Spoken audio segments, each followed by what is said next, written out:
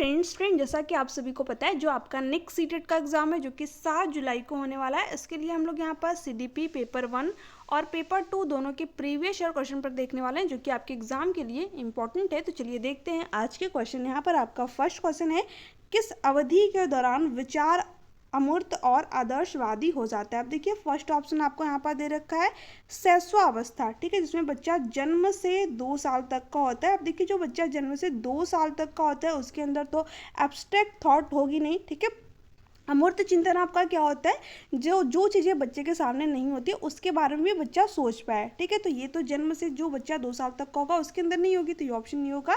उसके बाद में दे रखा है प्रारंभिक बचपन। प्रारंभिक बचपन यानी कि अर्ली चाइल्डहुड, पूर्व बाल्यावस्था कह लीजिए, जिसमें कि जो बच्चा होगा वो 2 से 6 साल तक का होगा। और ये जो पीरियड होता है 2 से 6 साल का, ये क्या होता है, भाषा विकास के लिए सबसे सेंसिटिव पीरियड होता है, सबसे संवेदनशील अवधि होती है, ठीक है। कई बार आपके एग्जाम में पूछा हुआ है कि भाषा विकास के लिए सबसे संवेदनशील अवधि कौन सी होती है, तो वो कौन सा होता है, 2 से 6 साल का पीरियड, अर्ली चाइल्डहुड, है ना। उसके बाद में दे रखा है मध्य बचपन, जिसमें कि बच्चा जो है 7 से 12 साल तक का होगा। देखिए यहाँ पर बच्चा मूर्त चीज़ों के बारे में थिंकिंग कर पाएगा, जो जिस चीज़ को वो टच कर सकता है, फील कर सकता है, जो चीज़ें उसके सामने होती है उसके बारे में बच्चा थिंकिंग कर पाता है मध्य बाल्यावस्था में, लेटर चाइल्डहुड में, है ना। और वो एब्स्ट्रैक्ट थिंकिंग कब करता है, एब्स्ट्रैक्ट थॉट कब उसके अंदर डेवलप होती है, जब वो किशोरावस्था में होता है, एडोलेसेंस में होता है। तो यहाँ पर आपका डी ऑप्शन जो है राइट आंसर हो जाएगा। किशोरावस्था में बच्चे के जो विचार होते हैं वो अमूर्त होते हैं और बच्चा आदर्शवादी हो जाता है ना। तो यहाँ पर डी ऑप्शन आपका करेक्ट है। नेक्स्ट है, अब देखिए यहाँ पर आपका क्या दे रखा है, अधिगम के संदर्भ में निम्नलिखित में से कौन सा कथन सही है। फर्स्ट ऑप्शन दे रखा है, छात्र सबसे अच्छा तब सीखते हैं जब वे सांस्कृतिक रूप से अप्रासंगिक गतिविधियों में भाग लेते हैं। देखिए जब छात्र प्रासंगिक गतिविधियों में भाग लेता है तब वो अच्छे तरीके से सीख पाता है ना। बट यहाँ पर दे रखा है अप्रासंगिक गति, तो ये ऑप्शन नहीं होगा यहाँ पर, ठीक है। जब बच्चा अप्रासंगिक गतिविधियों में भाग लेगा तो वो अच्छी तरीके से नहीं सीख पाता है ना। तो ये आपका गलत दे रखा है। सार्थक गतिविधियों में भाग लेने पर छात्र सबसे अच्छा सीखते हैं, ये बात आपकी यहाँ पर बिल्कुल सही है, ठीक है।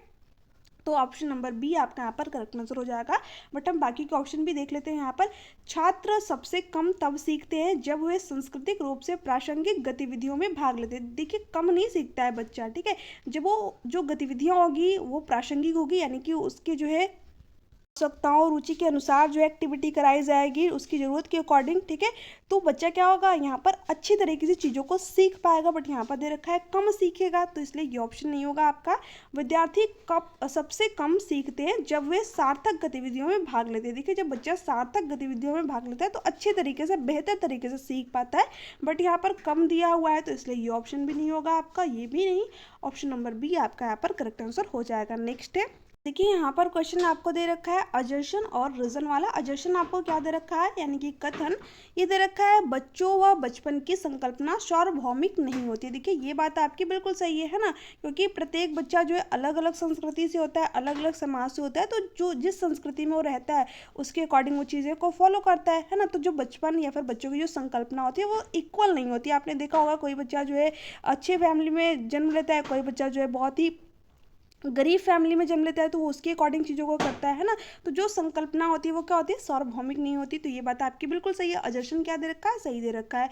बच्चों व बचपन की समझ में उनके सामाजिक सांस्कृतिक परिवेश की कोई भूमिका नहीं होती। देखिए ये कहना आपके यहाँ पर बिल्कुल गलत है। बच्चा क्या करता है, समाज से इंटरेक्ट करके चीज़ों को सीखता है, ठीक है। ये आपके लेव वाइगोस्की भी कहते हैं कि जो बच्चे का समाज होता है, जो उसकी संस्कृति होती है, वो क्या करती है, बच्चे के विकास में एक महत्वपूर्ण भूमिका निभाती है ना। बट यहाँ पर दे रखा है कोई भूमिका नहीं होती।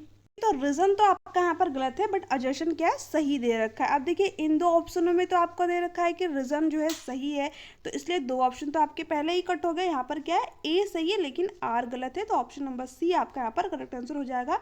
ए और आर यहाँ पर दोनों नहीं गलत है, ए सही है लेकिन आर क्या गलत है, ठीक है। नेक्स्ट है, देखिए नेक्स्ट है आपका यहाँ पर प्रगतिशील शिक्षा में अधिगमकर्ता, प्रोग्रेसिव क्लासरूम की यहाँ पर बात हो रही है। स्वतंत्र होते हैं व उनमें सीखने में जिज्ञासा होती है। ये बात आपकी यहाँ पर बिल्कुल सही है। जो प्रोग्रेसिव क्लासरूम होती है वो यही कहती है कि जो अधिगम करता है वो क्या होना चाहिए, स्वतंत्र होना चाहिए, साथ ही साथ जो है हर बच्चे में सीखने की जिज्ञासा होती है, क्यूरियोसिटी होती है। तो ये बात जो है आपके यहाँ पर बिल्कुल सही है। निर्देश के लिए पूर्णतः शिक्षकों पर निर्भर होते हैं। देखिए, शिक्षकों को निर्देश नहीं देना है ना, तो ये ऑप्शन नहीं होगा आपका यहाँ पर।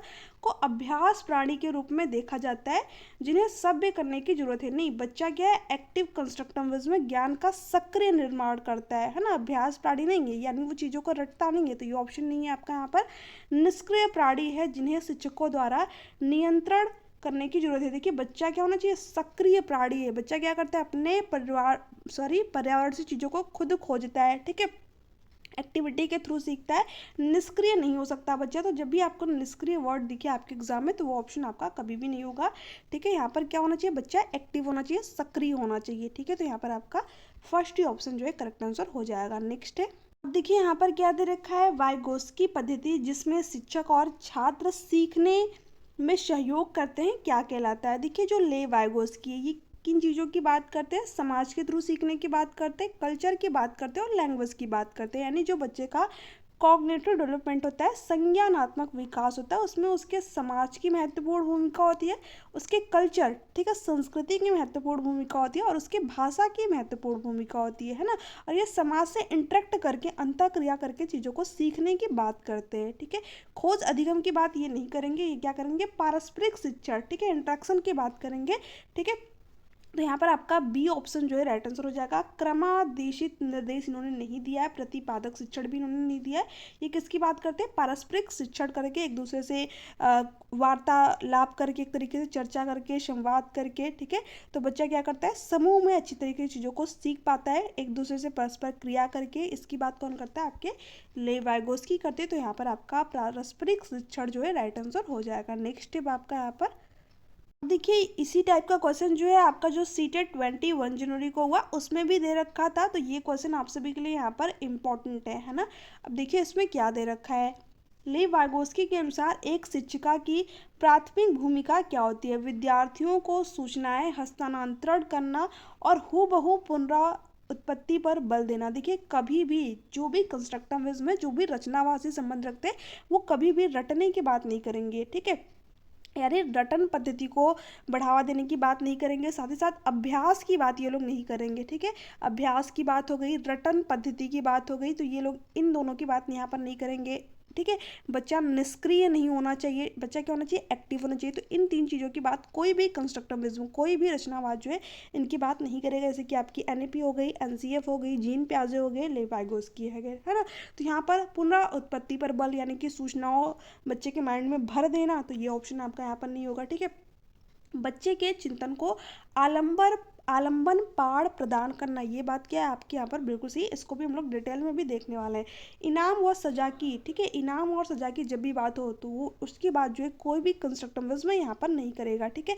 बच्चे को इनाम दंड देने की ये लोग बात नहीं करते हैं, ठीक है। दंड या फिर इनाम जो है या फिर पुरस्कार आपको दे दे, तो ये सारी चीज़ें बच्चे को प्रोवाइड नहीं करना है, क्योंकि बच्चा या तो फिर दंड से बचने के लिए कार्य को करेगा या तो फिर इनाम को पाने के लिए कार्य को करेगा, है ना। तो ऐसे ऑप्शनों को हमको पहले ही एलिमिनेट कर देना है। बच्चों के स्मरण, अभी मैंने आप लोगों को बताया कि ये लोग रोड मेराइजेशन की बात नहीं करेंगे, तो दोनों ऑप्शन आपके यहाँ से हटेंगे, ठीक है।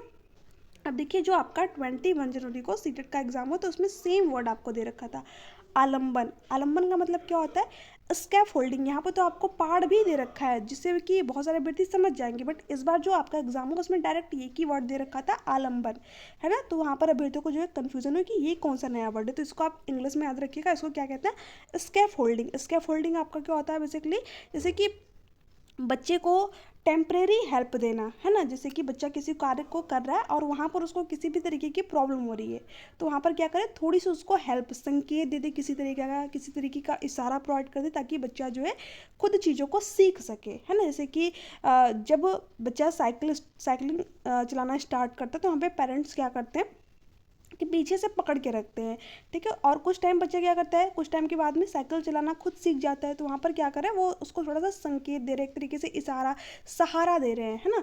तो यहाँ पर उस चीज़ को क्या बोलते हैं, ले वाइगोस्की स्कैफ होल्डिंग, ठीक है। स्टार्टिंग में जब बच्चा पेंसिल पकड़ता है तो उसको भी हम लोग क्या करते हैं, थोड़ा सा हाथ से पकड़ के लिखवाते हैं, तो वहाँ पर क्या कर रहे हैं, हम बच्चे को थोड़ा सा हेल्प कर रहे हैं।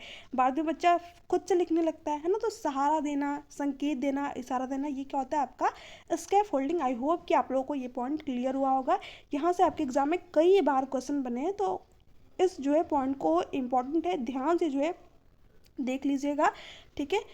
तो यहाँ पर आपका बी ऑप्शन करेक्ट है। नेक्स्ट है, अब देखिए नेक्स्ट है आपका यहाँ पर, एक शिक्षक का इरादा अपने छात्रों के बीच चिंतनशील कौशल की सुविधा प्रदान करना है, इसके लिए उसे क्या करना चाहिए। अब देखिए चिंतनशील कौशल को जो है शिक्षक को यहाँ पर छात्र के अंदर डेवलप करना है, तो उसको क्या करना चाहिए, छात्रों से बोर्ड पर लिखी सामग्री को कॉपी करने के लिए कहना चाहिए। यानी बच्चा क्या करेगा, सिर्फ नकल उतारेगा, तो इसमें तो उसकी चिंतन जो है चिंतनशीलता कह लीजिए या फिर जो थिंकिंग है वो डेवलप होगी नहीं। तो ये ऑप्शन तो आपका नहीं होगा, क्योंकि बच्चा सिर्फ जो चीज़ें देखेगा उसी को लिख देगा अपनी कॉपी में, है ना। तो ये नहीं होगा आपका। छात्र को अपनी समझ के बारे में सवाल पूछने के लिए प्रोत्साहित करना चाहिए। देखिए ये बात आपकी बिल्कुल सही है। छात्र ने उस चीज़ से रिलेट करके जितनी चीज़ें समझी, है ना, छात्र कितना समझ पाया, उसको तभी पता चलेगा जब आप जो है उसे ये कहेंगे कि बेटा जो है क्वेश्चन पूछो एक तरीके से, ठीक है। इनक्रेज करेंगे उसको क्वेश्चन पूछने के लिए, क्या करेंगे, प्रोत्साहित करेंगे कि इस टॉपिक से रिलेटेड जितने भी आपको जो है डाउट्स है आप उनके बारे में क्वेश्चन पूछ लीजिए, ठीक है। तो एज अ टीचर क्या करना है, हमें बच्चों को क्वेश्चन पूछने के लिए प्रोत्साहित करना है। तो यहाँ पर बी ऑप्शन आपका यहाँ पर राइट आंसर हो जाएगा। इससे क्या होगा, बच्चे की जो थिंकिंग स्किल है वो डेवलप होगी, है ना। तो ऑप्शन नंबर बी जो है करेक्ट है। छात्रों को रटने याद करने के लिए गद्यांश देना, देखिए रटन पद्धति को बढ़ावा नहीं देना, तो ये ऑप्शन नहीं होगा।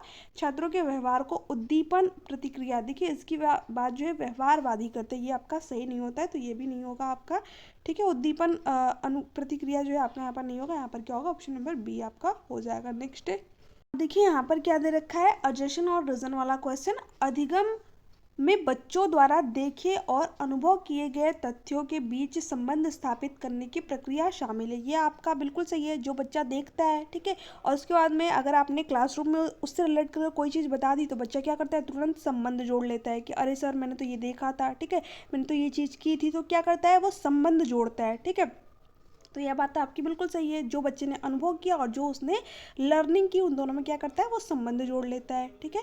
अब देखिए बच्चे रेखीय तरीके से सीखते हैं, न कि चक्रीय। देखिए जो बच्चा होता है वो क्या करता है, स्पायरल वे में चीज़ों को सीखता है, ऐसा तो है नहीं कि लीनियर वे में चीज़ों को सीख रहा है ना। तो बच्चा क्या करता है, स्पायरल वे में चक्रीय तरीके से चीज़ों को सीखता है। तो आर क्या है आपका यहाँ पर गलत है, बट ए क्या है, सही है, ठीक है। तो यहाँ पर सी ऑप्शन आपका यहाँ पर राइट आंसर हो जाएगा। नेक्स्ट है आपका, अब देखिए यहाँ पर क्या क्वेश्चन पूछा, वैकल्पिक अवधारणाओं के संदर्भ में लिखित में से कौन सा कथन सही है, ठीक है। अब देखिए जो वैकल्पिक अवधारणाएं होती है, ठीक है, ये क्या होती है, बच्चे के सीखने में हेल्प करती हैं, है ना।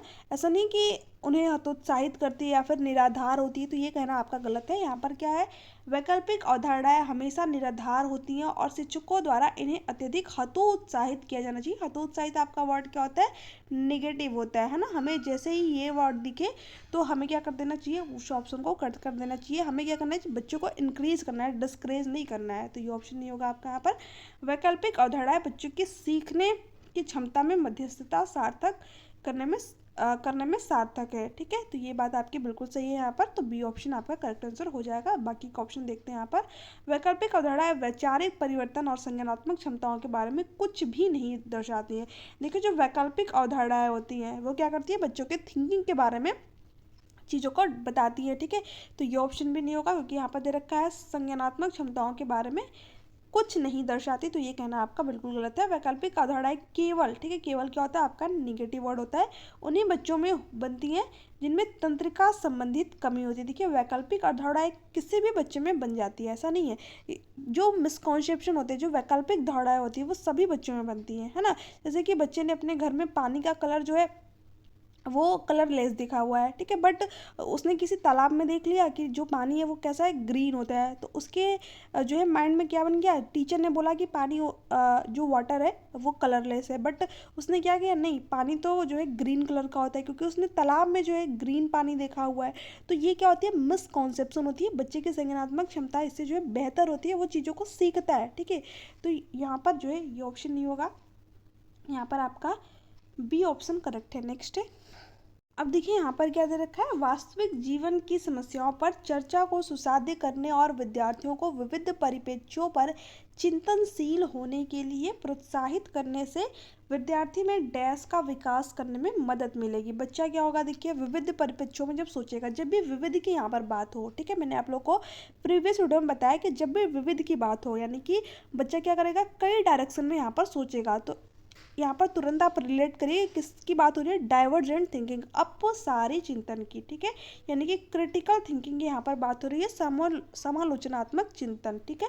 तो विद्यार्थियों को विविध परिप्रेक्ष्यों पर चिंतनशील होने के लिए प्रोत्साहित जब आप करेंगे, तो ऐसे में जो विद्यार्थी का क्रिटिकल थिंकिंग है वो क्या होगा, डेवलप होगा, उसके विकास में मदद मिलेगी। तो यहाँ पर आपका ए ऑप्शन जो है करेक्ट है। अधीनता, आत्मकेंद्रितता, भ्रांतियाँ, ये आप कहना है यहाँ पर आपका गलत है, इनसे यहाँ पर कोई भी मतलब नहीं है। यहाँ पर ए ऑप्शन आपका करेक्ट आंसर हो जाएगा। नेक्स्ट स्टेप आपका, अब देखिए यहाँ पर क्या दे रखा है, पुरुष स्त्रियों की अपेक्षा ज़्यादा बुद्धिमान होते, यह कथन लैंगिक पूर्वाग्रह को प्रदर्शित करता है। सही हो सकता है, सही है, बुद्धि के भिन्न पक्षों के लिए सही है। अब देखिए जो पुरुष होते हैं, है ना, आपने देखा होगा कि हमारे समाज में क्या है, ये सारी चीज़ें पहले से चली आ रही है। जेंडर स्टीरियोटाइप जो रूढ़िबद्ध धारणा है वो पहले से चली आ रही है कि पुरुष जो है अच्छा कर सकते हैं, महिलाएं नहीं कर सकती, पुरुष बाहर के काम करेंगे, महिलाएं जो है घर के काम करेंगी, ठीक है। जो लड़के होते हैं वो क्या होते हैं, मैथ्स में अच्छे होते हैं, लड़कियां मैथ्स में अच्छी नहीं होती। तो ये क्या है, स्टीरियोटाइप है, ठीक है, जो रूढ़िबद्ध धारणा है जो कि हमारे समाज में चली आ रही है। अब यहाँ पर वही चीज़ दे रखा है कि पुरुष स्त्रियों के अपेक्षा ज़्यादा बुद्धिमान होते हैं, तो ऐसा थोड़ी है, ठीक है। हम किसी भी चीज़ को किसी विशेष जेंडर के साथ में अगर रिलेट कर दे तो वहाँ पर क्या होता है, जेंडर स्टीरियोटाइप होता है। पुरुष और स्त्री दोनों बुद्धिमान हो सकते हैं, बट हमारे समाज में ये सारी चीज़ें चली आ रही हैं। तो ये क्या है, लैंगिक पूर्वाग्रह को प्रदर्शित करता है, जेंडर स्टीरियोटाइप को प्रदर्शित कर रहा है। तो आपका यहाँ पर ए ऑप्शन जो है करेक्ट आंसर हो जाएगा। सही तो ये आपका होगा नहीं, क्योंकि ऐसा थोड़ी है कि महिलाएं इंटेलिजेंट नहीं होती, महिलाएं भी बुद्धिमान होती है, पुरुष भी बुद्धिमान होते हैं, ठीक है। सही तो आपका ये होगा नहीं, ठीक है, ए ऑप्शन आपका करेक्ट है। नेक्स्ट, अब देखिए फिर से इसी टाइप का जो क्वेश्चन है यहाँ पर दे रखा है आपका, फट हम लोग पहले इसको देखेंगे। छोटे बच्चे खेलते समय अक्सर खुद से बात करते हैं। ले वाइगोस्की के अनुसार यह डैश का उदाहरण है तथा शिक्षकों को इसे डैश चाहिए। अब देखिए ये जो क्वेश्चन है ये आप सभी के लिए यहाँ पर इंपॉर्टेंट है। ये आपका लैंग्वेज में भी पूछता है, हिंदी हो या फिर आपकी इंग्लिश हो या फिर संस्कृत हो, है ना, जो भी लैंग्वेज आपने यहाँ पर ले रखी हो उसमें भी ये क्वेश्चन जो है कई बार पूछा हुआ है, ठीक है। यहाँ से देखिए क्वेश्चन कैसे पूछता है। जो ले वाइगोस्की है ना, इन्होंने 3 प्रकार की स्पीच की बात की है। कौन कौन सी आपकी, पहली स्पीच इन्होंने दी है सोशियो स्पीच, यानी सामाजिक स्पीच। बच्चा क्या करता है, समाज से इंटरेक्ट करके अंतःक्रिया करके चीज़ों को सीखता है ना।